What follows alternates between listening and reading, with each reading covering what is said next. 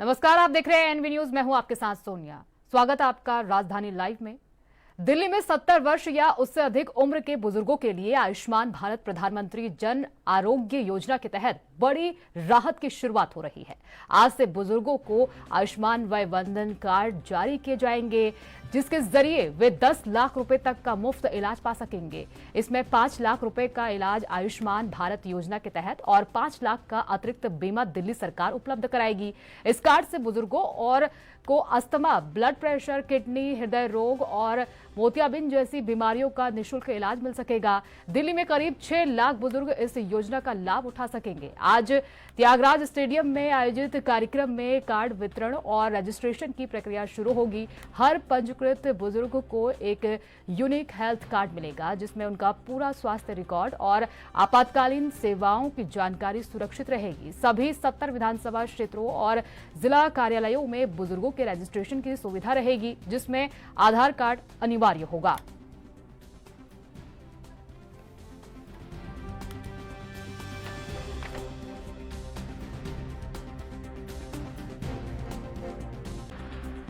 दिल्ली में आज 70 साल से ज्यादा उम्र के बुजुर्गों को हेल्थ कार्ड वितरित किए जाएंगे।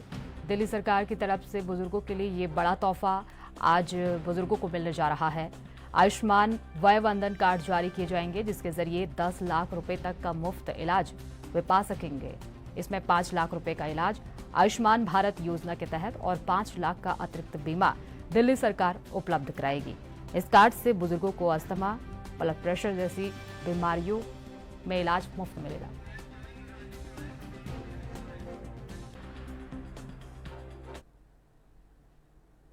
इस खबर पर ज्यादा जानकारी के लिए हमारे संवाददाता दिल्ली से राजीव तिवारी हमारे साथ है। राजीव, क्या कुछ जानकारी है? आज 70 साल से ज्यादा की उम्र के बुजुर्गों को ये कार्ड वितरित किए जा रहे हैं।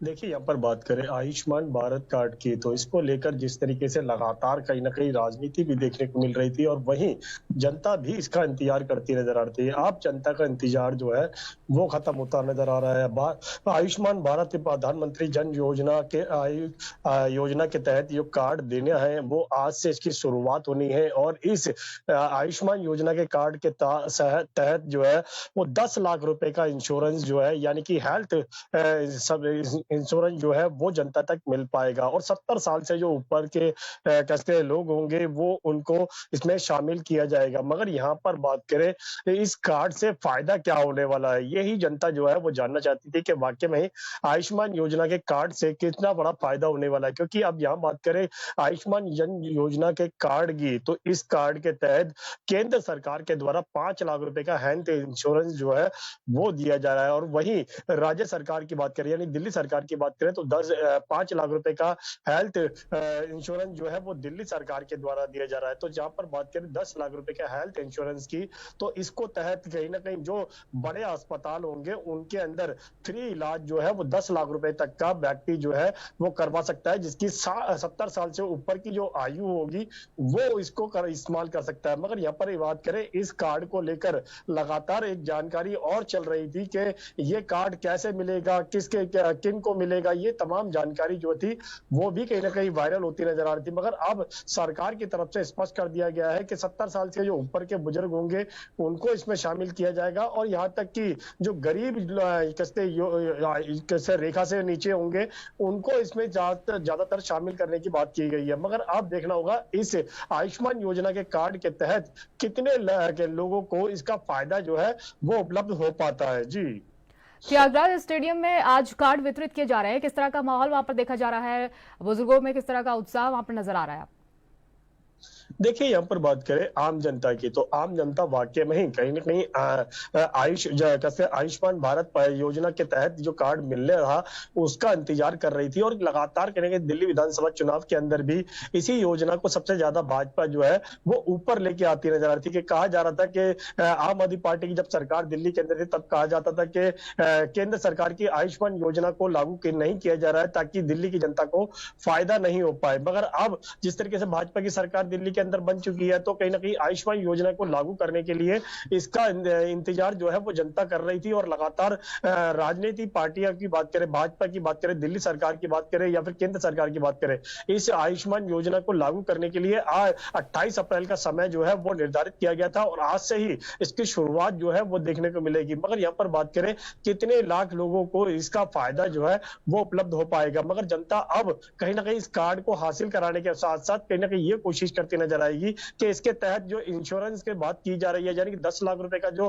हेल्थ इंश्योरेंस जिसके तहत फ्री दवाइयां मिलेंगी, उसके तहत जो है वो कितनी उपलब्धियां जो है वो हासिल हो पाएंगी। मगर यहाँ पर बात करें जो 70 साल से नीचे के लोग हैं उनके लिए अभी तक ऐसी कोई योजना जो है वो नहीं मिल पा रही है जिसके तहत इलाज जो है उनको भी फ्री मिलता नजर आए। मगर यहाँ पर बात करें जिस तरीके से दिल्ली सरकार की, तो दिल्ली सरकार के अस्पतालों की बात करें, केंद्र सरकार के अस्पतालों की बात करें या फिर एमसीडी के अस्पतालों की बात करें, यहां पर भी कहीं ना कहीं फ्री इलाज देने की बात की जाती है, मगर तब भी कहीं ना कहीं दवाइयां जो है इन अस्पतालों में नहीं मिलती है। मगर अब यहाँ पर बात करें आयुष्मान योजना के तहत क्या दवाइयां भी इन पे फ्री मिल पाएंगी, ये एक सबसे बड़ा सवाल जो है वो जनता भी जानना चाहती है। जी कहा जा रहा है कि करीब 6 लाख बुजुर्गों को ये कार्ड वितरित किए जाने वाले हैं। क्या विशेष वर्ग को ये कार्ड मिलेंगे या फिर सभी वर्ग के बुजुर्गों को ये कार्ड मिलने वाले हैं? देखिए यहाँ पर बात करें जिस तरीके से 2 लाख कैसे कार्ड देने की बात जो की जा रही है, यहाँ तक की बात करें ये किन लोगों को सामने मिलेगा, ये एक सबसे बड़ा सवाल जो है वो खड़ा होता नजर आ रहा है। मगर आज से इसकी प्रक्रिया अब स्टार्ट होगी तो अब कहीं ना कहीं ये जनता को स्पष्ट हो पाएगा कि कैसे ये कार्ड मिल पाएगा, किन लोगों को इसमें शामिल किया जाएगा।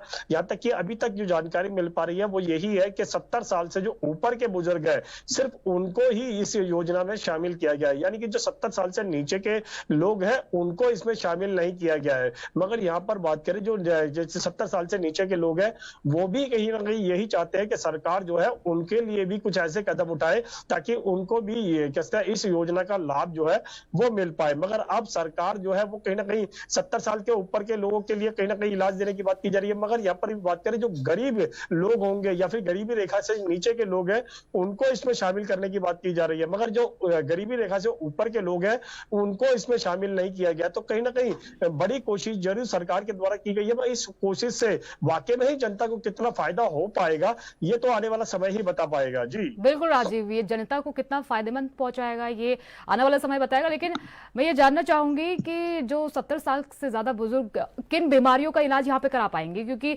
कहा जा रहा है कि कुछ ही चुनिंदा बीमारी है जिनका इलाज इस कार्ड के जरिए हो सकता है।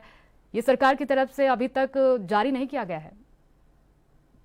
देखिए यहाँ पर बात करें 70 साल से ऊपर के जो बुजुर्ग हैं उनको लेकर ये योजना जो है वो लागू की गई है। यही योजना जो है बाकी राज्यों के अंदर भी, यानी भाजपा शासित राज्यों के अंदर भी लागू करने की बात की गई थी। उसके तहत भी ये कहा जा रहा था कि सरकार के द्वारा इलाज जो है वो फ्री मिलता है। मगर यहाँ पर बात करें अब दिल्ली के अंदर भी इसको लागू किया जाएगा आज से, तो दिल्ली की जनता जो है वो भी कहीं ना कहीं इसी कार्ड का इंतजार कर रही थी ताकि सरकार की जो योजना है उसका लाभ उठाया जा सके। मगर अब बात करें 70 साल से ऊपर के जो बुजुर्ग है उनको कैसे ये योजना का लाभ मिल पाएगा, क्या इन जो आयुष्मान योजना कार्ड है ये इसके तहत क्या प्राइवेट अस्पतालों में भी इलाज फ्री मिल पाएगा, ये भी एक सबसे बड़ा सवाल बनता हुआ नजर आ रहा है। और यहाँ पर बात करें सरकारी अस्पतालों की या फिर प्राइवेट अस्पतालों की, क्या इलाज के साथ साथ दवाइयां भी इस आयुष्मान योजना के कार्ड के तहत मिल पाएंगी, ये भी एक सवाल है जो जनता जानना चाहती है। क्योंकि अभी तक जो सरकारी अस्पताल थे उनके अंदर जरूर चेकअप जरूर हो पाता था, मगर वो भी घंटों की लाइनों के लगने के बाद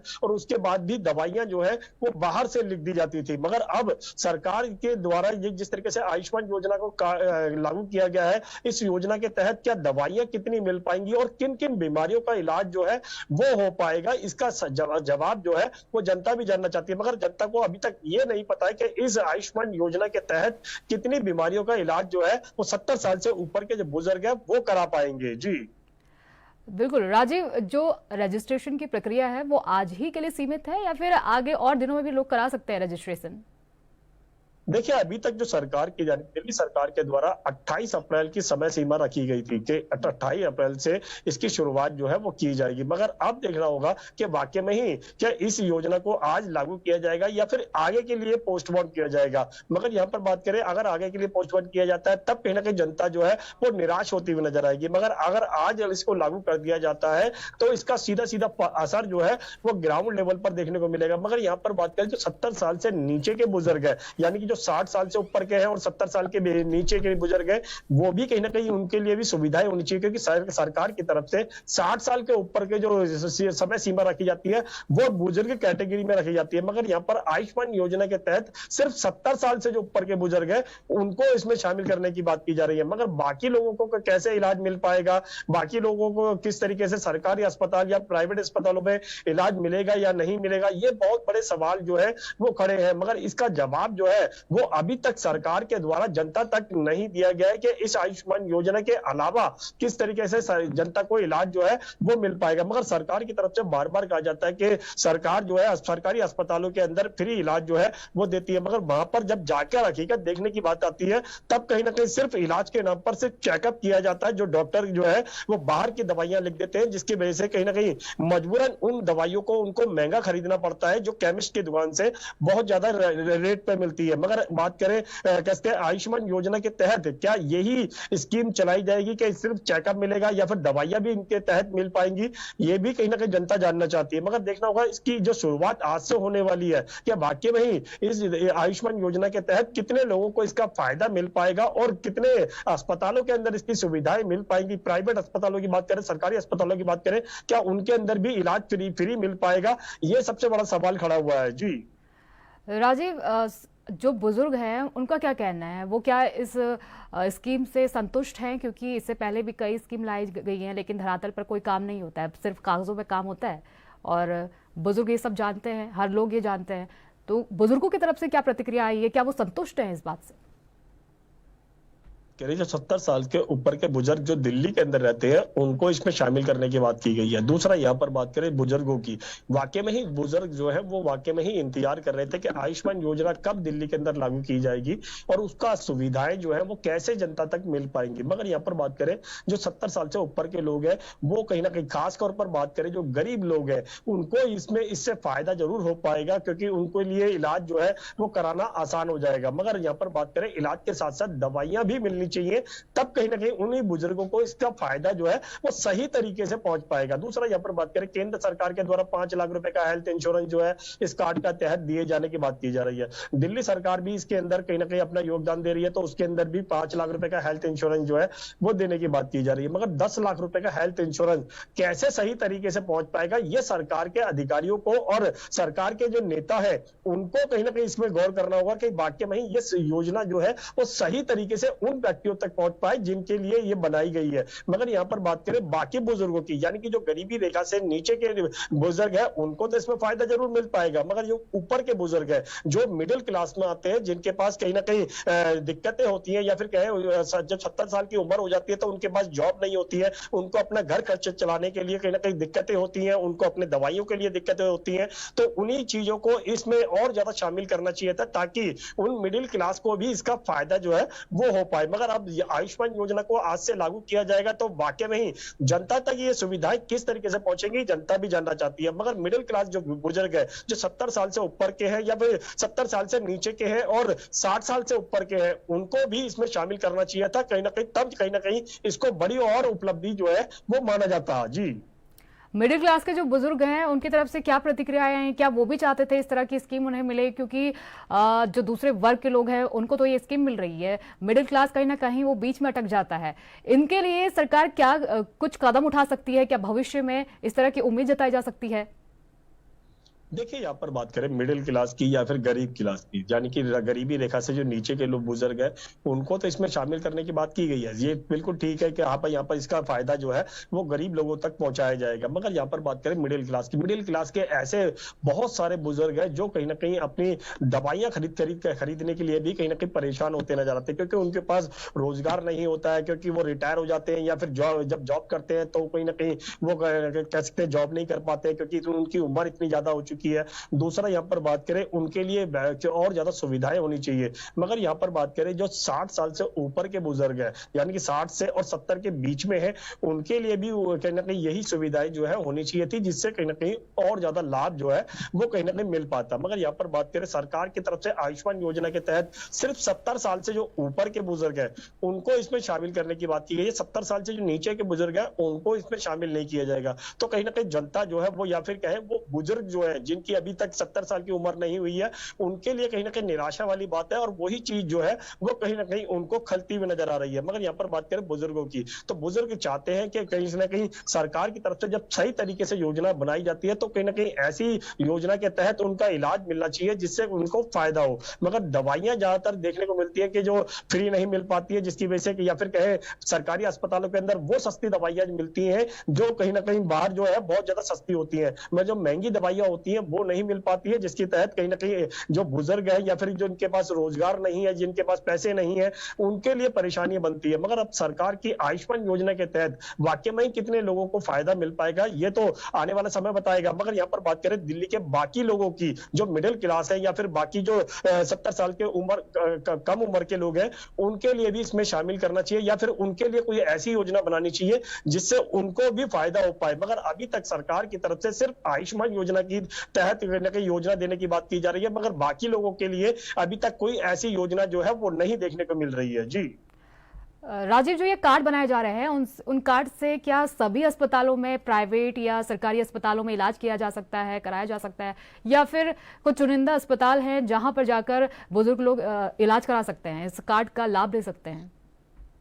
देखिए, यहाँ पर बात करें प्रधानमंत्री की तरफ से जो आयुष्मान योजना कार्ड का ये शुरुआत की गई है, इस कार्ड के तहत ये कहा जा रहा है कि सभी अस्पतालों के अंदर 10 लाख रुपए का हेल्थ इंश्योरेंस जो है वो मिल पाएगा। मगर यहाँ पर एक सबसे बड़ा सवाल खड़ा होता नजर आता है, क्या वाकई में सरकारी अस्पतालों के साथ साथ क्या प्राइवेट अस्पतालों में भी ये कार्ड वैलिड माना जाएगा? क्योंकि अभी तक जो जानकारी मिल पाती थी कई राज्यों के अंदर कि प्राइवेट अस्पताल जो है वो इस कार्ड को वैलिड नहीं मानते हैं, क्योंकि उनकी तरफ से कहा जाता है कि सिर्फ सरकारी अस्पतालों के लिए कार्ड जो है वो बनाया जाता है। मगर अब सरकार को यह सुनिश्चित करना होगा कि वाकई में ही ये कार्ड जो है कहां कहां चलेगा, किन किन अस्पतालों में चलेगा, प्राइवेट अस्पतालों में भी चलेगा, तो फिर उसके तहत कैसे कैसे उनको सुविधाएं मिल पाएंगी, उनका इलाज किस तरीके से होगा, और इस कार्ड के कैटेगरी के अंदर कौन कौन सी ऐसी बीमारियां हैं जिसके तहत वो अपना इलाज जो है वो करा पाते हैं, और जो इस कार्ड के योजना के तहत नहीं आती हैं उन बीमारियों का इलाज जो है वो सरकार कहां से करवा पाएगी उन बुजुर्गों का, ये भी अभी तक स्पष्ट नहीं है। तो अब इस कार्ड की शुरुआत होगी, तो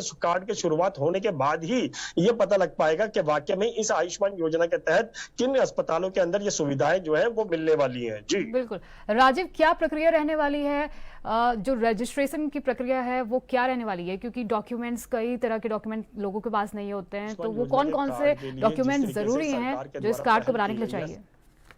ये कोशिश कर रही है कि आयुष्मान योजना कार्ड जो है वो उसकी रजिस्ट्रेशन की जो प्रक्रिया है वो ऑनलाइन की जाएगी। मगर ऑनलाइन के लिए बुजुर्ग जो है वो साइबर कैफे की तरफ मजबूरन जाएंगे, जिनको वो अपना फॉर्म भरना नहीं आएगा या फिर कहे जो फॉर्म नहीं भर पाते हैं वो कहीं ना कहीं साइबर कैफे पर जाते हैं, और वहां पर भी उनसे उनका चार्जिंग जो है वो साइबर द्वारा लिया जाता है। 100-150 रुपए जो है वो कहीं ना कहीं उन बुजुर्गों को देना पड़ेगा जो अब अपना कार्ड जो है वो बनवाना चाहते हैं। मगर जब कार्ड बन भी जाएगा तब भी कहीं ना कहीं उनके लिए परेशानी बनेगी, क्योंकि जब वो कार्ड बनने के बाद उनको ये पता लगेगा कि इस योजना के तहत ये बीमारियों का इलाज होगा और सरकारी अस्पतालों में होगा या फिर प्राइवेट अस्पतालों में होगा, ऐसे बहुत सारे सवाल हैं जिसका जनता जो है वो जानना चाहती है कि जवाब किस तरीके से सरकार की इस योजना के तहत किन लोगों को इसका फायदा देना चाहती है। मगर यहाँ पर बात करें सरकार के द्वारा जो योजना बनाई गई थी तब कहीं ना कहीं ये कहा जा रहा था कि दिल्ली के अंदर भी इसको लागू किया जाएगा, मगर दिल्ली के अंदर उस समय इसको लागू नहीं कर पाए थे, क्योंकि उस समय यहाँ पर आम आदमी पार्टी की सरकार जो है वो दिल्ली में थी। मगर यहाँ पर बात करें जब दिल्ली विधानसभा का चुनाव थे तो इसी योजना को लेकर लगातार कहीं ना कहीं बड़ी घोषणाएं जो है वो की जाती थी। मगर अब इस आयुष्मान योजना के कार्ड के तहत वाकई में ही 10 लाख रुपए का इंश्योरेंस, जो हेल्थ इंश्योरेंस बताया जा रहा है, जिसके तहत फ्री इलाज करने की बात की जा रही है, ये किस प्रकार से मिल पाएगा और इन कैसे कार्ड के माध्यम से इसकी प्रक्रिया कैसे होगी, कैसे फॉर्म मिलेगा, कहां से इसके रजिस्ट्रेशन होगी, या फिर सरकार के द्वारा जो चुनिंदा साइबर जो बनाए गए हैं उनके पास ही इनकी रजिस्ट्रेशन होगी या फिर कहीं भी जाकर उसकी रजिस्ट्रेशन करवाई जा सकती है, इसका चार्जिंग क्या होगा, तमाम जानकारी जो है वो आज ही स्पष्ट हो पाएगी। जी राजीव, जैसा कि आपने कहा कि 70 साल के बुजुर्ग हैं, वो उन्हें साइबर कैफे में जाना होगा। कई लोगों को पता नहीं होता है, कई लोग पढ़े लिखे भी नहीं होते हैं, बुजुर्ग हैं, तो उनको जागरूक करने के लिए सरकार की तरफ से क्या कदम उठाए जाने चाहिए, आपको क्या लगता है? देखिए, यहाँ पर बात करें जो 70 साल से ऊपर के बुजुर्ग है, या फिर ये कहे जो कम पढ़े लिखे हैं, जिनको अपना मोबाइल तक चलाना नहीं आता है, या फिर ये कहे अपना रजिस्ट्रेशन नहीं कर पाएंगे, उनके लिए कहीं ना कहीं सरकार के द्वारा अभी तक ऐसा कोई भी माध्यम जो है वो नहीं बनाया गया है। सिर्फ इतनी जानकारी दी गई है कि ये वेबसाइट के माध्यम से या फिर साइबर के माध्यम से इसकी रजिस्ट्रेशन की प्रक्रिया जो है वो अपनाई जाएगी। उसके अंदर डॉक्यूमेंट्स कौन कौन से लगेंगे ये भी अभी तक स्पष्ट नहीं है। मगर यहाँ पर बात करें साइबर पर जाने के लिए बुजुर्गों को कहीं ना कहीं अपने घर से निकलकर, जिनको चलने में दिक्कत होती है, वो कैसे जा पाएंगे। और दूसरा, वहां पर जाके उनसे 100 या 150 रुपए उनको देने के लिए साइबर पर रजिस्ट्रेशन कराने के लिए, या फिर क्या वेबसाइट पर रजिस्ट्रेशन कराने के लिए उन साइबर वालों को 100-150 रुपए देने पड़ेंगे, जिसकी वजह से उनकी जो आर्थिक स्थिति है वो पहले से ही खराब है और सरकार को कहीं ना कहीं उन पर और वजन डाल दिया गया है। तो उनके लिए कहीं ना कहीं उनके घर तक, या फिर कहें जिन लोगों का डाटा सरकार के पास है, 70 साल के ऊपर के लोग हैं, उनके लिए कहीं ना कहीं उनके घर तक जाकर कहीं ना कहीं रजिस्ट्रेशन की जो प्रक्रिया है वो होनी चाहिए थी, जिससे कहीं ना कहीं बुजुर्गों को घर बैठे इलाज जो है वो मिल पाए और उनकी जो रजिस्ट्रेशन की प्रक्रिया है वो भी उनको मिल पाए। मगर अभी तक ऐसा कोई भी माध्यम जो है सरकार के द्वारा नहीं बनाया गया है, जिससे कहीं ना कहीं उनको और ज्यादा सुविधाएं जो है वो मिल पाए। जी, बहुत बहुत शुक्रिया राजीव इन तमाम जानकारी के लिए। तो दिल्ली में आज 70 वर्ष या उससे अधिक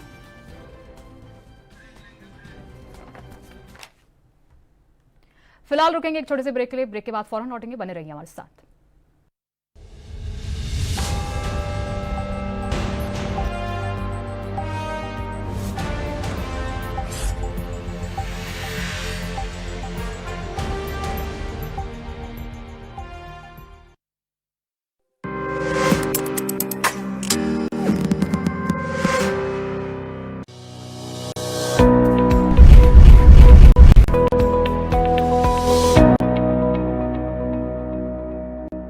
पंजाब बन रहा बिजनेस और तरक्की का नया ठिकाना। इन्वेस्ट पंजाब की पहल युवाओं और उद्यमियों के लिए अवसरों का विस्तार कर रही है। मान सरकार की पारदर्शी प्रक्रियाएं और निवेश के लिए अनुकूल माहौल तैयार करने की कोशिशें निवेशकों का भरोसा बढ़ा रही है। यह कदम पंजाब को औद्योगिक मानचित्र पर एक नई पहचान दिलाने में मील का पत्थर साबित हो रहा है। पंजाब च 86,000 करोड़ रुपए का ਜਿਹੜਾ ਇਨਵੈਸਟਮੈਂਟ ਹੁਣ ਤੱਕ ਹੋਈ ਹੈ, ਜਿਹੜੀ ਕਿ ਕੋਈ ਐ ਨਹੀਂ ਹੈਗਾ ਕਿ ਇਹ ਕੋਈ ਐਗਰੀਮੈਂਟ ਸਾਈਨ ਹੋਏ ਨੇ।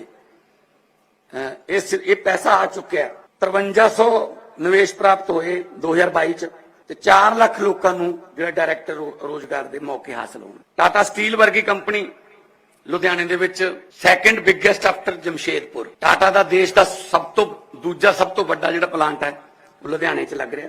ਅੰਬੂਜਾ ਸੀਮੈਂਟ, ਫਰੈਡਨਬਰਗ, ਵਰਵੀਓ, ਕਾਰਗਿਲ ਇੰਡੀਆ, ਗੋਦਰੇਜ, ਬਹੁਤ ਨਾਮੀ ਕੰਪਨੀਆਂ ਹੋਰ ਪੰਜਾਬ ਦੇ ਵਿੱਚ इन्वेस्ट करने तैयार ने। इन्वेस्ट पंजाब के जरिए मुख्यमंत्री भगवंत मान सरकार ने किया कमाल। उद्योगपति और निवेशक पंजाब में कर रहे निवेश। मेरा नाम हरजिंदर सिंह बंगड़, पिंड कुंबड़ा जी। और जो भगवंत मान जी वालों एक इन्वेस्टमेंट पंजाब के नाम से कदम चुकया गया, बहुत बेहतरीन कदम है। इस नाल की होएगा, पंजाब गवर्नमेंट के जिहड़े पंजाब वालों युवा वर्ग है उन्होंने एक बेहतरीन नौकरी का अवसर मिलेगा और पंजाब की डिवेलपमेंट होएगी। मैं उन्होंने बहुत बहुत धन्यवाद करता हूँ। मुख्यमंत्री भगवंत मान की अगुवाई में पंजाब सरकार ने ऐसा माहौल बनाया कि बड़े बड़े उद्योगपति और निवेशक यहाँ आने को तैयार है। अब ये राज्य बिजनेस और तरक्की का नया ठिकाना बन रहा है। उत्तर प्रदेश की राजधानी लखनऊ से मैं जितेंद्र सिंह। हिमाचल की राजधानी शिमला से ANB न्यूज के लिए मैं टीना ठाकुर। छत्तीसगढ़ की राजधानी रायपुर से मैं अखिलेश तिवारी।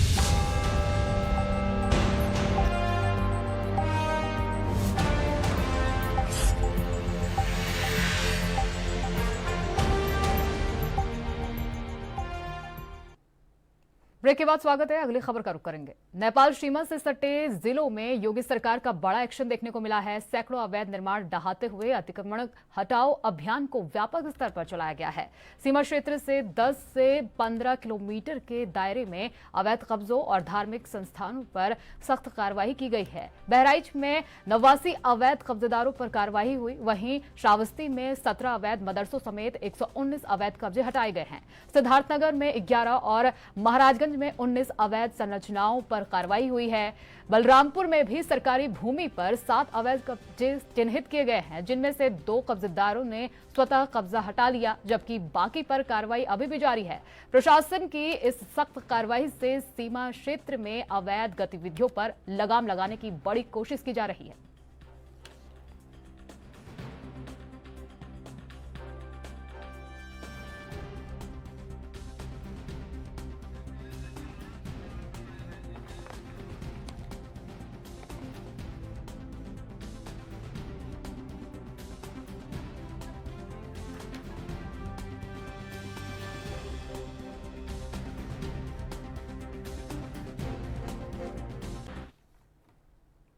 इस खबर पर ज्यादा जानकारी के लिए जितेंद्र चौहान हमारे साथ, हमारे संवाददाता हमसे जुड़ गए हैं।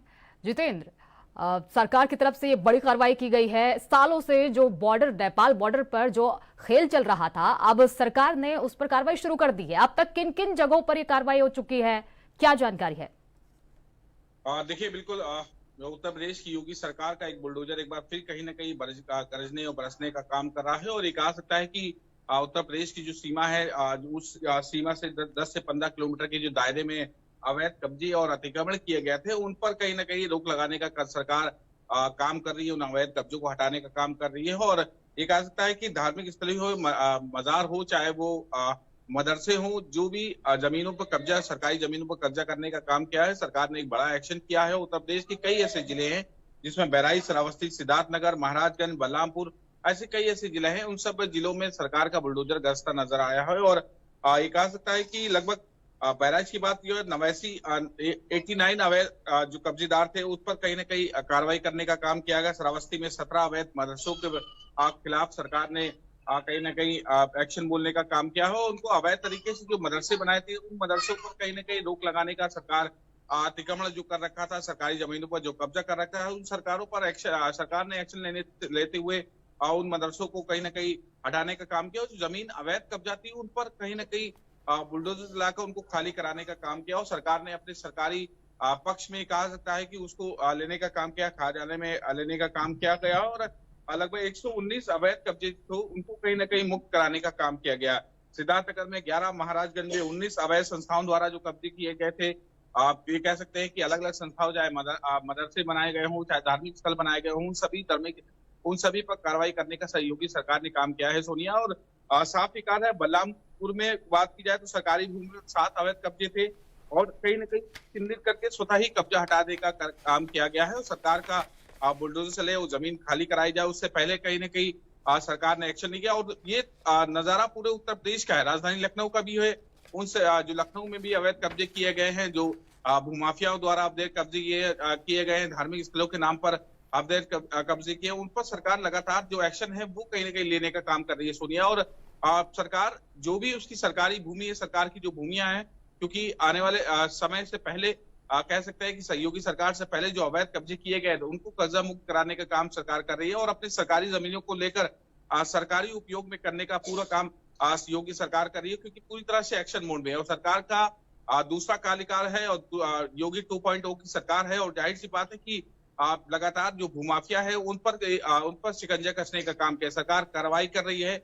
विभाग लगातार चिन्हित कर रहे हैं, जो भी नगर निगम की जमीन हो, चाहे लखनऊ विकास प्राधिकरण की या अलग अलग विकास प्राधिकरण जो अलग उत्तर प्रदेश में अलग अलग बनाए गए हों, और चाहे वो ग्राम समाज की जमीन हो, उन सभी जमीनों को मुक्त कराया जा रहा है। जो अवैध कब्जे के रूप में लेने का काम किया गया है कि सरकार ने उसको चिन्हित करके उनको लगातार खाली कराया जाए। उत्तर प्रदेश के कई ऐसे जिले हैं जिनमें सरकार का बुलडोजर गरजा है और सरकार ने उन जमीनों को खाली कराने का काम किया।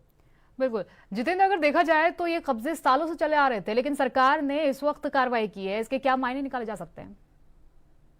देखिए, मायने साफ है। और सरकार ने पहले भी कहा था कि किसी प्रकार की भूमाफिया द्वारा जो कब्जे किए जाते जमीन, उनको बर्दाश्त नहीं किया जाएगा, क्योंकि सरकारी जमीन है और सरकार के उपयोग की जमीनें हैं, और उन जमीनों को इस तरह से कह सकते हैं कि कब्जा करके उनको बेच देना, उन पर भूमाफियाओं पर कार्रवाई सरकार लगातार करती है। चाहे उत्तर प्रदेश के माफिया हो, उन पर सरकार पूरी तरह से सच चल के बोल रही है, और बुलडोजर का जो एक्शन है वो उत्तर प्रदेश में दिखाई देता रहता है समय समय पर, क्योंकि लगातार कई ऐसी जमीनें जो सरकार कई सालों से लगातार जो उन पर कब्जा किया गया और उस पर कह सकते हैं कि निर्माण कराकर उनको बेचने का भी काम किया जा रहा था, उनको कब्जा करके बाउंड्री कराने का प्लाटिंग करने का काम किया जा रहा है, मदरसे बनाए जा रहे हैं, उस पे संस्थाओं द्वारा कब्जा किया जा रहा है। तो पूरी तरह से उन सभी पर पूरे एक्शन करने का सरकार कर रही है, और ये उत्तर प्रदेश की जो सीमा है उससे 10 से 15 किलोमीटर के दायरे में जो कह सकते हैं कि जिले बने हैं, सिद्धार्थनगर है, बलरामपुर है, महाराजगंज है, ऐसे तमाम जो जिले हैं उन पर सरकार पूरी तरह से अवैध कब्जों को हटाने का काम कर रही है। और ये विभाग शायद अभी तक इतनी शांति से बैठे थे कि अभी जमीन कब्जा को लेकर, लेकिन मुख्यमंत्री योगी आदित्यनाथ का सख्त रुख अपनाने के बाद विभाग के अधिकारी कहीं न कहीं मैदान में नजर आए, और जो अवैध कब्जे थे उनको चिन्हित करके अब खाली कराया जा रहा है। वो कौन कौन से जिले हैं जहां पर सबसे ज्यादा अवैध कब्जे पाए गए हैं जितेंद्र? क्योंकि कार्रवाई तो हर जिलों में हो रही है जहां पर अवैध कब्जे पाए गए हैं, फिर भी मैं जानना चाहूंगी कि सबसे ज्यादा कब्जे कहां पाए गए हैं, अवैध कब्जे? देखिए, सीमावर्ती क्षेत्र जो लगातार जो शहर हैं उन शहरों पर अवैध कब्जा किया गया, तो सरकार की नजर ना पड़े, और जाहिर सी बात है कि अभिलेखों में दर्ज है सरकारी जमीनें उनको खाली कराया जाए। उसमें बात की जाए तो सबसे ज्यादा बात की जाए तो 119 लगभग अवैध कब्जे थे जिनको सरकार ने मुक्त कराए, वो भी बहराइच का हिस्सा है, और 89 सबसे ज्यादा कह सकते हैं कि 89 कब्जेदार थे वो कहीं ना कहीं जमीन कब्जा करके बैठे थे, और उसी को लेकर सरकार ने एक बड़ा एक्शन किया है। बहराइच में एक्शन सरकार ने करने का काम किया है, श्रावस्ती में काम करने का सरकार किया, सिद्धार्थनगर, महाराजगंज, नेपाल से जो सटी सीमाएं हैं किसी प्रकार का घुसपैठ ना हो सके उसको लेकर भी सरकार काफी सजग है। और जाहिर सी बात है कि पहलगांव में इस तरह की घटना हुई, और बांग्लादेशी हो चाहे वो पाकिस्तानी हो, जो भी उत्तर प्रदेश में अवैध रूप से रह रहे हैं उन पर भी सरकार अपना काम करने का काम कर रही है, एक्शन करने का काम कर रही है, और उनको पाकिस्तान हो चाहे वो अलग अलग देशों के हो, बिना वीजा के या वीजा पे रह रहे हैं, उन सभी का कब्जा मुक्त कराकर उनको कहीं ना कहीं अवैध तरीके से जो लोग रह रहे हैं उनको उनके देशों की वापसी करने का काम सरकार कर रही है। ठीक है, बहुत बहुत शुक्रिया जितेंद्र इन तमाम जानकारी के लिए।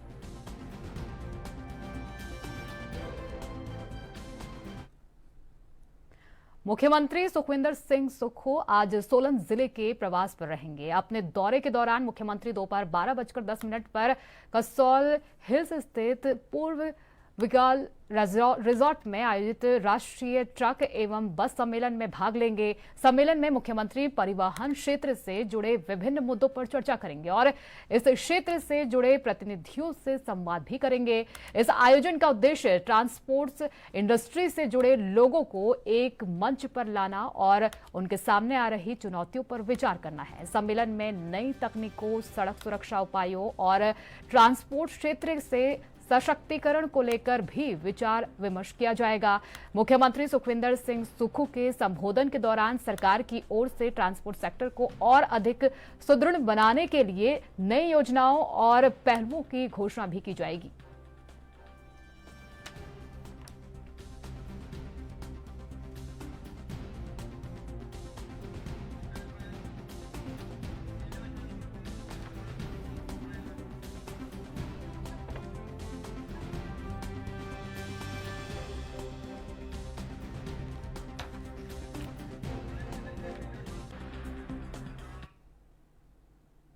हमारे ब्यूरो चीफ हिमांचल से टीना ठाकुर हमसे जुड़ गई हैं इस खबर पर ज्यादा जानकारी के लिए। टीना, आज मुख्यमंत्री सोलन जिले के दौरे पर रहेंगे, क्या कुछ तैयारियां हैं उनके दौरे को लेकर?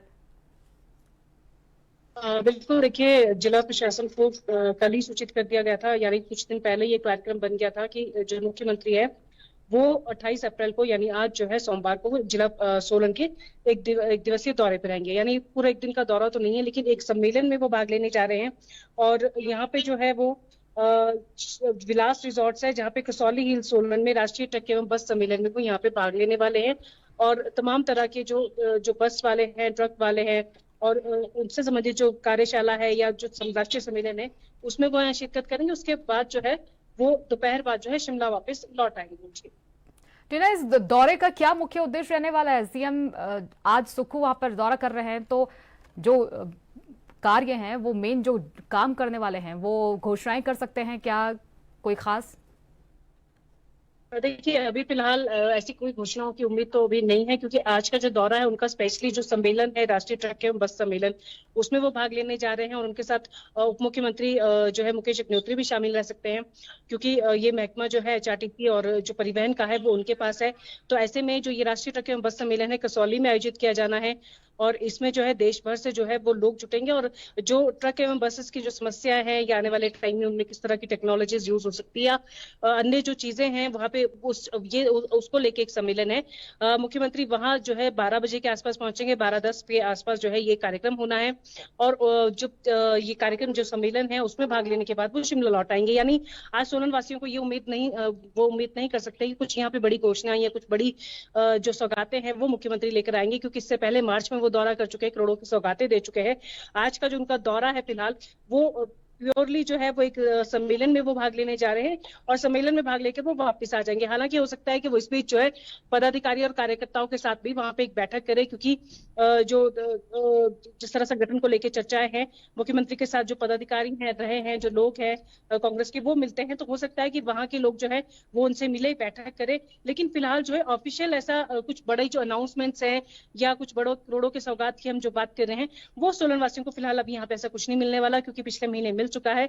आज का जो उनका दौरा है वो प्योरली जो एक राष्ट्रीय ट्रक जो बस एंड ट्रक सम्मेलन है उसमें शिरकत करने वो जा रहे हैं, और उसके तुरंत बाद वो शिमला लौटेंगे, और शिमला आके जो है जहाँ पे जो है अन्य बैठकों में जो है वो भाग ले सकते हैं। जी, बहुत बहुत शुक्रिया टीना इन तमाम जानकारी के लिए।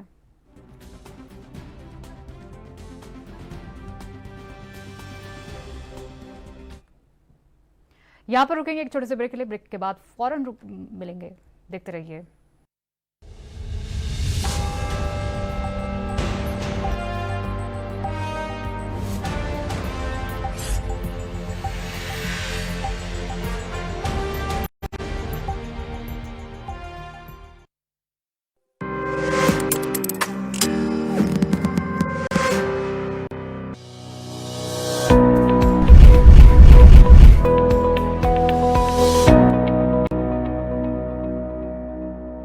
हिंदुस्तान का ग्रोथ इंजन बने उत्तर प्रदेश ने 8 साल में तय किया है धरातल से शिखर का सफर। 2017 से पहले वाले बीमारू राज्य के धब्बे को मिटाने के लिए अपराध के प्रति जीरो टॉलरेंस, अधोसंरचना का तीव्र विकास और युद्ध स्तर पर किया गया है कल्याणकारी योजनाओं का क्रियान्वयन। एक्सप्रेसवे, एयरपोर्ट, मेट्रो रेल, रोजगार, शिक्षा, स्वास्थ्य, किसान सम्मान निधि, फसलों का उचित मूल्य और ईज ऑफ डूइंग बिजनेस में यूपी बना है नंबर 1। 500 साल बाद अयोध्या में श्री राम लला का भव्य मंदिर और दिव्य भव्य महाकुंभ में 66 करोड़ 30 लाख से अधिक श्रद्धालुओं के पुण्य स्नान से विरासत का संरक्षण और आर्थिक उन्नति की गढ़ी गई है नई परिभाषा। प्रधानमंत्री नरेंद्र मोदी के मार्गदर्शन और मुख्यमंत्री योगी आदित्यनाथ के कुशल नेतृत्व में $1 ट्रिलियन इकोनॉमी के लक्ष्य की ओर तेजी से बढ़ रहा है उत्तर प्रदेश। करके दिखाए जो, डबल इंजन सरकार है वो। उत्तर प्रदेश की राजधानी लखनऊ से मैं जितेंद्र सिंह। हिमाचल की राजधानी शिमला से ANB न्यूज के लिए मैं टीना ठाकुर। छत्तीसगढ़ की राजधानी रायपुर से मैं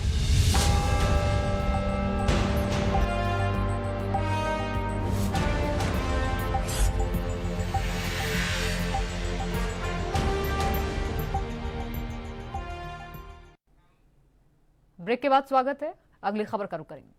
उत्तराखंड चारधाम यात्रा की तैयारियां अब अपने अंतिम चरण में पहुंच गई हैं। सरकार से लेकर संगठन तक सभी अपनी अपनी जिम्मेदारी निभा रहे हैं। बीजेपी प्रदेश अध्यक्ष महेंद्र भट्ट ने जानकारी दी है कि यात्रा को लेकर सरकार पूरी तरह से आश्वस्त है और संबंधित विभागों के अधिकारियों की जिम्मेदारियां तय कर दी गई हैं। मुख्यमंत्री पुष्कर सिंह धामी खुद लगातार तैयारियों का जायजा ले रहे हैं और आवश्यक दिशा निर्देश जारी कर रहे हैं। 2 मई को कपाट खोलने के अवसर पर मुख्यमंत्री केदारनाथ धाम में मौजूद रहेंगे, जबकि अन्य मंत्री भी अलग अलग धामों में उपस्थित रहेंगे। राज्य सरकार 4 धाम यात्रा को सकुशल संपन्न कराने के लिए प्रतिबद्ध है और इसके लिए व्यापक कार्य योजना भी तैयारी की जा रही है। सरकार और संगठन के सभी लोग यात्रा के दौरान तीर्थ यात्रियों को हर संभव सहयोग प्रदान करने के लिए तैयार हैं।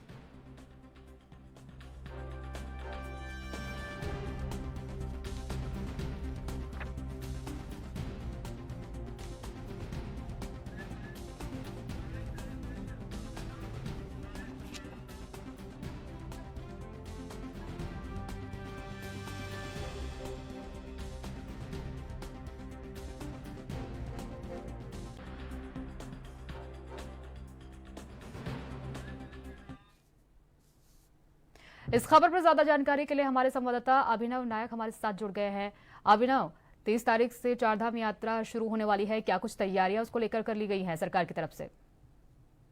बात करें तो 30 अप्रैल से चारधाम यात्रा उत्तराखंड में शुरू होने वाली है और उसी को लेकर लगातार जो है सरकार के स्तर पर तैयारियां चल रही है। मुख्यमंत्री पुष्कर सिंह धामी लगातार बैठ के कर रहे हैं और जब जो बीजेपी के प्रदेश अध्यक्ष है, राज्यसभा सांसद है महेंद्र प्रसाद भट्ट, उन्होंने भी कहा है कि तैयारियां जो है वो पूरी कर ली गई हैं। सभी जो मंत्री हैं वो जिस दिन धाम खुलेंगे वहां पर मौजूद रहेंगे और खुद 2 मई को मुख्यमंत्री पुष्कर सिंह धामी केदारनाथ में मौजूद रहेंगे और तमाम तरह की जो है तैयारियों को लेकर समीक्षा की जा रही है। सभी अधिकारी और मंत्रियों की ड्यूटियां वहां पर लगाई गई हैं और अगर बात करें तो जो बीजेपी का संगठन है उसके जो पदाधिकारी हैं वो भी यात्रा मार्गों पर तैनात रहेंगे और जो श्रद्धालु हैं उनकी मदद करेंगे और 6 महीने के लिए वहां पर तैनात रहेंगे। जिस तरह से बीजेपी ने अब यह फैसला लिया है, क्योंकि बीजेपी संगठन के जो पदाधिकारी हैं वो लगातार वहां पे कार्य करेंगे और जो श्रद्धालु हैं उनको किसी भी तरह की अगर कोई समस्या है उसका निदान कराने की वो कोशिश करेंगे और सरकार की तरफ से लगातार मॉनिटरिंग की जा रही है। गढ़वाल कमिश्नर हो या फिर आईजी गढ़वाल रेंज हो, वो सभी अधिकारी जो है वहां पर मौजूद हैं और जल्द ही चारधाम यात्रा 30 अप्रैल से शुरू होने वाली है। उसी को लेकर लगातार जो है तैयारियां चल रही हैं और मुख्यमंत्री लगातार तैयारियों को लेकर फीडबैक भी ले रहे हैं। जी सोनिया, 2 मई को सीएम धामी वहां पर पहुंचने वाले हैं, क्या उनके साथ अन्य नेता भी वहां पर मौजूद रहने वाले हैं? बिल्कुल, अगर बात करें तो 2 मई को जिस तरह से मुख्यमंत्री पुष्कर सिंह धामी केदारनाथ जाएंगे और वहां पर जो है 2 मई को केदारनाथ के कपाट खुल रहे हैं, वहां पर जो है विधि विधान से पूजा अर्चना में शामिल होंगे। इसके अलावा जो अन्य मंत्री हैं वो अलग अलग धाम में मौजूद रहेंगे। हालांकि कोई कैबिनेट के मंत्री उनके साथ एक आध मौजूद रह सकते हैं, अभी इस तरह की कोई जानकारी सामने नहीं आई है, लेकिन अलग अलग मंत्री जो है अलग अलग धामों में मौजूद रहेंगे, ऐसी जानकारी जो है आ रही है। कहीं ना कहीं बात करें तो मुख्यमंत्री पुष्कर सिंह धामी लगातार चारधाम यात्रा की काफी लंबे समय से सचिवालय के अंदर बैठ के भी कर रहे हैं और अधिकारियों से फीडबैक भी ले रहे हैं। तमाम तरह के विभागों के साथ उन्होंने जो है बैठकें की हैं और यात्रा मार्गों पर आने वाली दिक्कतों को जो है उन्होंने जल्द से जल्द सुनिश्चित करने के लिए कहा है, उनको ठीक करने के लिए कहा है। और अब चंद ही दिन बचे हैं क्योंकि चारधाम यात्रा जल्द ही राज्य में शुरू होने वाली है और चारधाम यात्रा उत्तराखंड सरकार की लाइफलाइन भी है। जी सोनिया, इस बार कौन सी नई सुविधाएं यात्रियों को मिलने वाली है जो पिछले बार के मुकाबले नई होंगी? और अभी सीएम धामी ने कुछ नए आयोजन भी यहाँ पर घोषित किए हैं, कुछ योजनाएं जो घोषित किए हैं चारधाम यात्रा को लेकर, उस पर लेकर क्या अभी सरकार का रुख है? सोनिया, कहीं ना कहीं जिस तरह से 25 बेड का अस्पताल जो है बद्रीनाथ में बनाया जा रहा है और 17 बेड का अस्पताल जो है केदारनाथ में बनाया जा रहा है। हेली एम्बुलेंस की सेवा भी जो है वहां से सुचारू रूप से चालू कर दी गई है, जो कि एम्स ऋषिकेश से जोड़ी जाएगी। इसके अलावा जितने भी सड़क मार्ग हैं, अगर वहाँ सड़क मार्गों को जो है ठीक किया गया है और यात्रा मार्गों पर जो है पुलिस की तैनाती भी की गई है। सीसीटीवी सर्विलांस के माध्यम से जो है चारों धामों को जोड़ा जाएगा और उनके जो है नोडल अधिकारियों को जो है इस बाबत निर्देश भी जारी किए गए हैं। आपदा की दृष्टि से देखें तो आपदा की दृष्टि से भी जो है सभी जो आपदा मित्र है उनको वहां पर लगाया गया है। एडवांस टेक्नोलॉजी का इस समय प्रयोग किया जा रहा है, ड्रोन की मदद भी ली जाएगी और तमाम यात्रा रूट पर जो है अधिकारी और कर्मचारी भी मौजूद रहेंगे। हालांकि हेल्प डेस्क सेंटर्स भी बनाए जाएंगे ताकि अगर किसी श्रद्धालु को कोई दिक्कत है तो हेल्प डेस्क सेंटर से भी वो मदद ले सकते हैं। इसके अलावा जितने भी जोनल अधिकारी हैं या फिर जिलाधिकारी हैं उनको जो है इस बाबत निर्देश जारी किए गए हैं कि समुचित व्यवस्थाएं जो है चारधाम यात्रा में कर ली जाए, क्योंकि अब ज्यादा दिन नहीं बचे हैं और चारधाम यात्रा में देश विदेश से आने वाले श्रद्धालु हर वर्ष उत्तराखंड आते हैं और ऐसे में हम मान के चल सकते हैं कि यह उत्तराखंड के लिए भी काफी अच्छा कदम है, क्योंकि चारधाम यात्रा यहाँ पर 6 महीने अग्रसर रहती है और उसी को देखते हुए सरकार यहाँ पर पर्याप्त इस बार जो है इंतजाम कर रही है और कहीं ना कहीं नए सिरे से जो है कुछ ऐसी व्यवस्थाएं भी सरकार ने बनाई है, चाहे वो पार्किंग की हो, पेयजल की हो या फिर सड़कों की हो, क्योंकि इस बार जो है पार्किंग का दायरा भी बढ़ाया गया है पिछले वर्ष के मुकाबले और पेयजल को लेकर भी खास निर्देश जारी किए गए हैं, क्योंकि पेयजल लाइनों को अब ठीक करके दोबारा से नई लाइनें बिछाई गई हैं। इसके अलावा बिजली की वहां पर जो है आपूर्ति सुचारू करने के लिए भी नए सिरे से जो है काम हुआ है और बिजली को भी जो है वहां किसी भी तरह से प्रभावित ना हो, उसी को लेकर अधिकारियों को भी जो है अलर्ट मोड पर रहने के निर्देश जारी किए गए हैं। जी सोनिया, ठहरने की जो व्यवस्था है वो सबसे बड़ी व्यवस्था यहाँ पे मानी जाती है, क्योंकि कई बार ऐसा होता है यात्री दूर दूर से आते हैं लेकिन उनको ठहरने के लिए कोई जगह नहीं मिल पाती है। इसको लेकर सरकार कहाँ तक पहुंच पाई है, क्या नए कदम उठाए गए हैं सरकार की तरफ से? बिल्कुल, अगर बात करें तो होम स्टे योजना जो है सरकार की तरफ से चल रही है और होटल और धर्मशालाओं में भी जो है पर्याप्त मात्रा में व्यवस्था करने को राज्य सरकार ने कहा है, क्योंकि होम स्टे योजना वहाँ के जो वहाँ के नागरिक हैं उनके द्वारा जो है लगातार वहाँ पर यह योजना चलाई जा रही है और सरकार ने भी जो है इसी पर फोकस करने के लिए कहा है कि होम स्टे योजना जो है बेहतर साबित हो सकती है। इसके अलावा जो है होटल और जो है जो होम स्टे हैं, इसके अलावा धर्मशालाएं हैं, वहां पर भी जो है पर्याप्त मात्रा में व्यवस्थाएं करने के निर्देश जारी किए गए हैं। और किसी भी श्रद्धालु को ट्रांजिट कैंप है इसके अलावा और लगातार जिस तरह से श्रद्धालु उत्तराखंड में आएंगे तो उनको किसी भी तरह की कोई दिक्कत ना हो, राज्य सरकार का फिलहाल इसी पर जो है पूरा फोकस है। रहने और खाने की जो है उनको पर्याप्त मात्रा में सुविधाएं वहां पर दी जाएंगी। जी सोनिया। स्वास्थ्य सुविधाओं को लेकर क्या रुख है सरकार का, क्योंकि कई बुजुर्ग लोग भी चारधाम यात्रा करते हैं, कभी बीच में उनकी तबीयत खराब हो जाती है, तो यहाँ पर सरकार उनको क्या लाभ दे सकती है? बिल्कुल सोनिया, अगर बात करें तो 60 साल से ऊपर के जो श्रद्धालु हैं उनको यात्रा में ना आने की सलाह दी गई है और खासकर बीपी और शुगर के मरीजों को ना आने की सलाह यात्रा में दी गई है। अगर बात करें तो इस बार जो है यात्रा मार्गों पर डॉक्टर्स की टीम तैनात रहेंगी, इसके अलावा हेल्प सेंटर्स बनाए जाएंगे। और अगर बात करें तो हेली एम्बुलेंस की सेवा भी इस बार जो है लगातार जो एम्स ऋषिकेश है उससे जोड़ा जाएगा और टिहरी झील में भी जो है हेली बोट एम्बुलेंस को उतारा जाएगा। इसके अलावा 157 एडवांस लाइफ सपोर्ट एम्बुलेंस को भी जो है उतारा जाएगा। और अगर बात करें तो लगातार जिस तरह से 17 बेड का अस्पताल जो है केदारनाथ में इस बार बनाया गया है और 25 बेड का अस्पताल जो है वो बद्रीनाथ में बनाया गया है, तो कहीं ना कहीं मान सकते हैं कि स्वास्थ्य सुविधाओं को लेकर भी लगातार जो स्वास्थ्य सचिव हैं डॉक्टर आर राजेश कुमार उत्तराखंड के, वो भी लगातार समीक्षाएं कर रहे हैं और वो खुद चारों धाम में जो है होकर भी आए हैं और उन्होंने डॉक्टर्स की टीम को वहां पर तैनात करने के निर्देश भी दिए हैं और तमाम तरह की व्यवस्थाएं बनाने की जो है लगातार कोशिश की जा रही है और डॉक्टर्स भी वहां पर 24 घंटे उपलब्ध रहेंगे। जी सोनिया। बहुत बहुत शुक्रिया अभिनव इन तमाम जानकारी के लिए।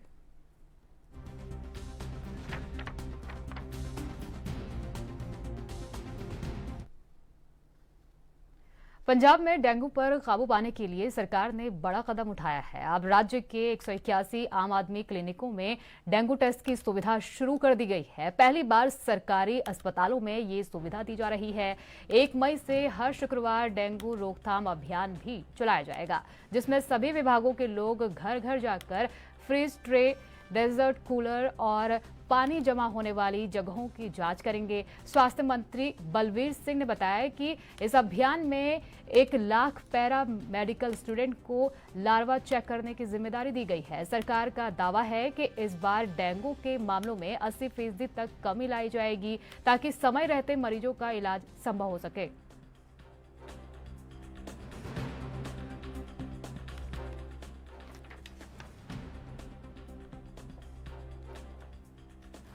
पंजाब में डेंगू पर काबू पाने के लिए सरकार ने बड़ा कदम उठाया है। राज्य में 181 आम आदमी क्लिनिकों में अब डेंगू टेस्ट की सुविधा उपलब्ध होगी। पहली बार सरकारी अस्पतालों में ये सुविधा दी जा रही है। 1 मई से हर शुक्रवार डेंगू रोकथाम अभियान भी चलाया जाएगा, जिसमें सभी विभागों के लोग घर घर जाकर फ्रीज ट्रे, डेजर्ट कूलर और पानी जमा होने वाली जगहों की जांच करेंगे। स्वास्थ्य मंत्री बलवीर सिंह ने बताया कि इस अभियान में 1 लाख पैरा मेडिकल स्टूडेंट को लार्वा चेक करने की जिम्मेदारी दी गई है। तो पंजाब में डेंगू पर काबू पाने के लिए सरकार ने ये बड़ा कदम उठाया है। अब राज्य में 181 आम आदमी क्लिनिकों में डेंगू टेस्ट की सुविधा शुरू कर दी गई है। पहली बार सरकारी अस्पतालों में ये सुविधा दी जा रही है। 1 मई से हर शुक्रवार डेंगू रोकथाम अभियान भी चलाया जाएगा, जिसमें सभी विभागों के लोग घर घर जाकर फ्रीज ट्रे, डेजर्ट कूलर और पानी जमा होने वाली जगहों की जांच करेंगे। स्वास्थ्य मंत्री बलवीर सिंह ने बताया कि इस अभियान में 1 लाख पैरा मेडिकल स्टूडेंट को लार्वा चेक करने की जिम्मेदारी दी गई है।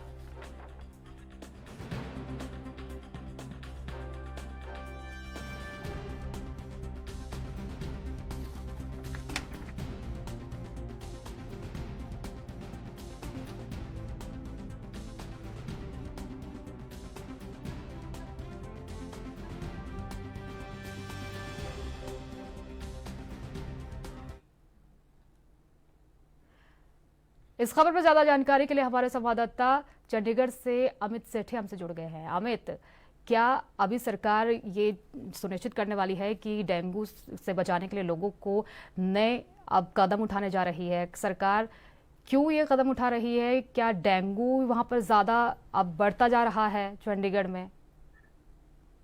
सोनिया, बिल्कुल बताना चाहूंगा कि अगर पंजाब सरकार की बात की जाए तो पंजाब सरकार ने जो है इतना कदम उठाया और साथ ही अगर बात की जाए डेंगू की बीमारी अक्सर देखने को मिलता है कि गर्मियों में जो है बहुत ज्यादा जो है देखने को मिलती है, जिसके चलते जो है एक अच्छी पहल जो है पंजाब सरकार की तरफ से की है। अगर पंजाब सरकार के स्वास्थ्य मंत्री डॉक्टर बलवीर सिंह की बात की जाए तो उन्होंने एक अच्छी कदम उठाया और साथ ही कहा गया है कि जितने भी मेडिकल स्टाफ के जो व्यक्ति हैं वो जो है डेंगू की जो बीमारी है कि इस बार जो है ज्यादा ना आ सके, लोगों को ज्यादा जो है अपनी चपेट में ना ले सके, इसके चलते जो है लोग जो है घर घर जाके लोगों को जागरूक भी करेंगे और जो खासकर डेंगू का जो मावा होता है उसको भी जो है सफाई कराने में जो है उसका ध्यान जो है बिल्कुल दिया जाएगा। और इस बार की अगर बात की जाए तो आम आदमी पार्टी और स्वास्थ्य मंत्री की अगर बात करें तो उन्होंने साफ तौर पे कहा है कि 80% जो है कमी जो है इस बार जो है डेंगू के केस में जो है आने वाले दिनों में देखने को मिलेगी। तो कह सकते हैं कि लोगों को जो है इस बार जो है डेंगू से राहत मिलती जो है दिखाई दे रही है। और अगर ग्राउंड जीरो की बात की जाए तो 1 मई से जो है बिल्कुल कार्य जो है शुरू हो जाएगा, घर घर जाके जो है लोगों को जो है बिल्कुल जागरूक भी किया जाएगा। हालांकि इसका असर भी जो है जरूर देखने को मिल रहा है जी लिए जाते हैं, मगर जब से सूबे में आम आदमी पार्टी की सरकार आई है तो हेल्थ सेक्टर में जो है काफी ध्यान दिया जा रहा है कि लोगों की जो मेहनत की जो कमाई है वो जो है फजूल में खर्च ना हो, जिसके चलते जो है ये एक अच्छा फैसला भी जो है लिया गया कि जो आम आदमी जो क्लिनिक है, चाहे मोहल्ला क्लिनिक की बात करें, वहां पर जाके जो है लोग अपना फ्री में जो है टेस्ट करवा सकते हैं। तो बिल्कुल लोग वहां पर जाएंगे और अपने टेस्ट भी करवाएंगे। सरकार की तरफ से डेंगू बचाव के लिए किस तरह से लोगों को जागरूक किया जाएगा?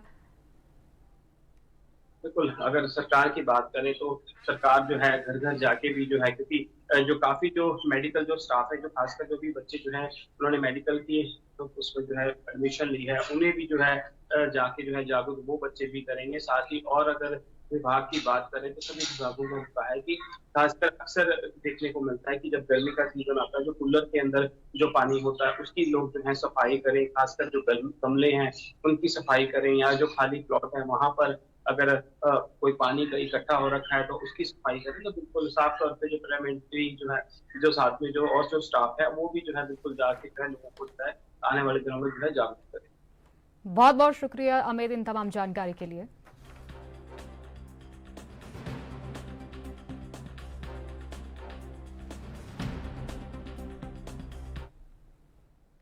बिहार में विधानसभा चुनाव की तैयारियां जोरों शोरों से चल रही हैं। बता दें कि बिहार में अप्रैल 2016 से पूर्ण शराबबंदी लागू है और इसके साथ ही ताड़ी पर भी प्रतिबंध लगा दिया गया था। इस प्रतिबंध के बाद पारसी समाज के लोगों के सामने आजीविका का संकट आ गया, क्योंकि उनके समुदाय का मुख्य व्यवसाय ताड़ी ही था। अब बिहार विधानसभा चुनाव नजदीक आते ही तेजस्वी यादव को पारसी समुदाय के लोगों की याद आ गई है। ऐसे में ये देखना होगा कि तेजस्वी यादव का ताड़ी प्रेम 2025 के विधानसभा चुनाव में कितना फायदा पहुंचाता है और क्या ये मुद्दा उनके लिए राजनीतिक तौर पर फायदेमंद साबित होगा।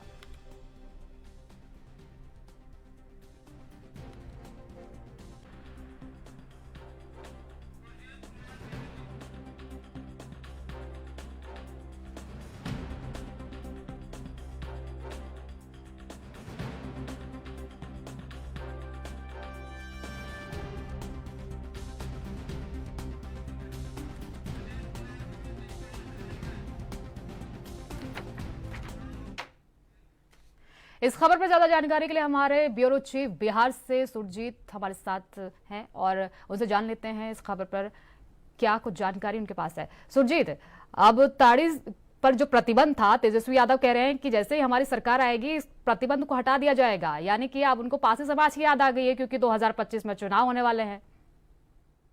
जी सोनिया, बिल्कुल जिस तरीके से अगर हम बात करें बिहार में शराबबंदी की, तो बिहार में अप्रैल 2016 से शराबबंदी लागू की गई थी और इस समय शराबबंदी लागू की गई थी उस समय बिहार में जो सरकार थी वो महागठबंधन की सरकार थी और तेजस्वी प्रसाद यादव जो है उस समय बिहार के उप मुख्यमंत्री हुआ करते थे। और उस समय जब शराबबंदी की गई थी तो उस समय उनको पारसी समाज की याद नहीं आई थी और तमाम चीजों को बैन किया गया था। आपको बता दें कि बिहार में जो है पारसी समुदाय के लगभग 12 से 13 लाख लोग हैं और उन सारे लोगों का जो मुख्य व्यवसाय है वो कहीं ना कहीं से ताड़ी है और उसी के द्वारा उनका जीवन यापन चलता है।